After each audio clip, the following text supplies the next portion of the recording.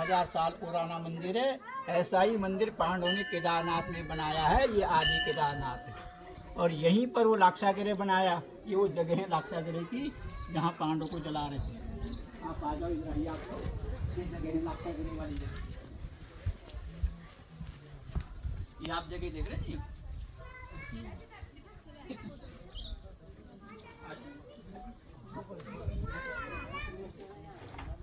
ये जगह है।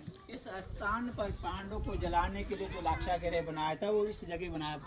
कौरवों ने जब आग लगाई पूरा महल जल गया। जो अवशेष से वर्तमान में ये पत्थर देख रहे हैं आप, ये रेड वाले पत्थर, ये लाक्षागृह के पत्थर हैं। इस मंदिर के जो बाहर लगे हुए हैं। यहाँ से वो सुरंग है। आपको एक नीचे गुफा मिली होगी रोड पर, पांडव गुफा। उस गुफा में जब आप गए हो, जब जाओगे अभी, तो उसमें एक छोटा सा शिवलिंग है। उस शिवलिंग पर कुदरती अभिषेक होता रहता है। वहाँ कोई अभिषेक नहीं करता। उस गुफा के अंदर 2 सुरंग और हैं। एक यमुना नदी में जाती है, फिर एक वहाँ से बताते हैं। उसी रास्ते पांडव फिर केदारनाथ को गए। यहाँ से वो सुरंग बनाई। इधर आइए आप लोग।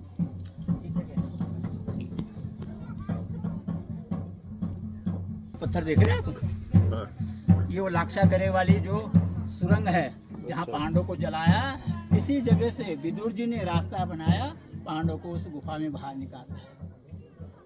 ये तो बहुत बड़ा रहा होगा ना उनका रास्ता, ये तो छोटा सा दिख रहा है। गुरु जी ये ऐसा है कि ये तो ऊपर का कौन ऊपर रखने के लिए अंदर बहुत बड़ी गुफा है। अच्छा, वैसे बड़ा होगा ना, अंदर बहुत बड़ी गुफा है।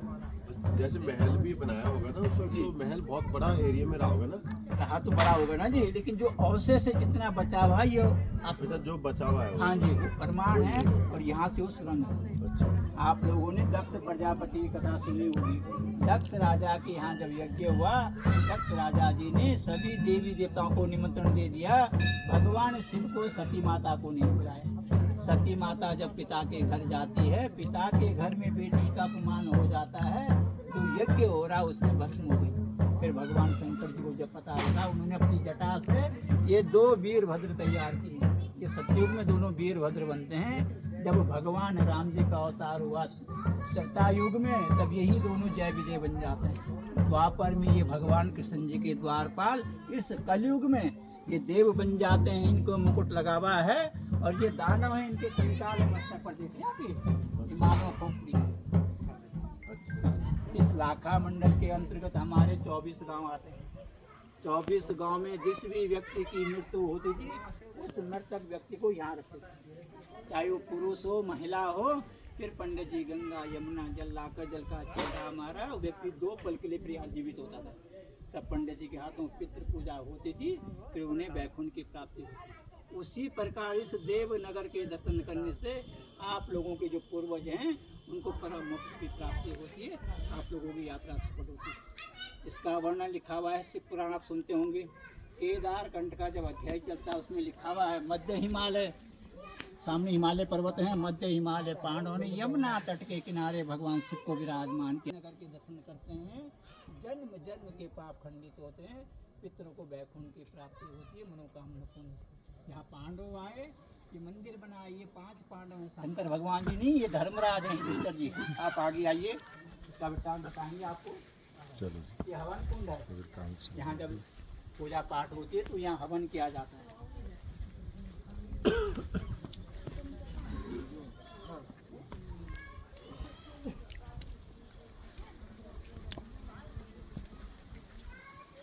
आप आइए,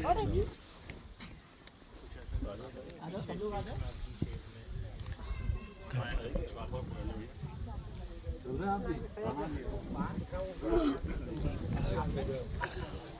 परिसर के अंदर आ जाओ। ध्यान से जाओ, इधर आराम से लाओ।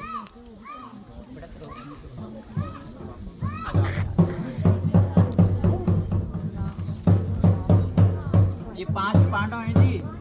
ये धर्मराज है, युधिष्ठिर महाराज जी। हाँ, ये अर्जुन है, वहाँ भीम है, ये सदैव हैं, नकुल हैं। ये 5 पांडव हैं। जिस प्रकार पांडवों ने जब इस मंदिर को बनाया एक रात में, इस मंदिर को भी पांडव एक रात में बना रहे थे। रात खुल गई, ये मंदिर अधूरा रह गया। कलयुग जो है ना जी, सबसे कम आयु है कलयुग की। कलयुग को 4 चरण में विभाजन किया गया है। पहला चरण समाप्त हो गया है, दूसरा शुरू है। जब चौथा चरण आएगा, घोर कलयुग, मनुष्य के लिए अन्न नहीं होगा।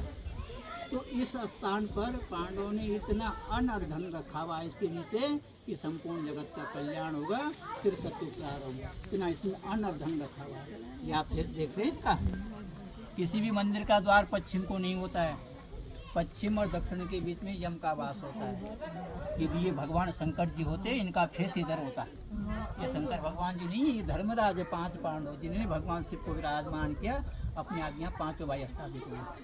कहा कि कलयुग में जो भी व्यक्ति इस देवनगर के दर्शन करते हैं, बल उनके जो कितने हैं उनको मोक्ष प्राप्त होता है और यात्रा सफल होती है। आप कोई भी मनोकामना यहाँ मांगो पूर्ण हो जाती है, क्योंकि 33 कोटि देवी देवता है, 1.25 लाख शिवलिंग है और 4 युग के ज्योतिर्लिंग है। ये स्टोर है बगल में, ये पूरा भरा हुआ है मूर्तियों से।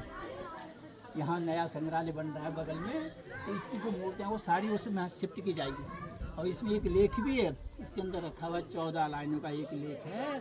बताते कि एक संत जी यहाँ आए थे, संत जी ने उस लेख को पढ़ा, पूरा पढ़ लिया।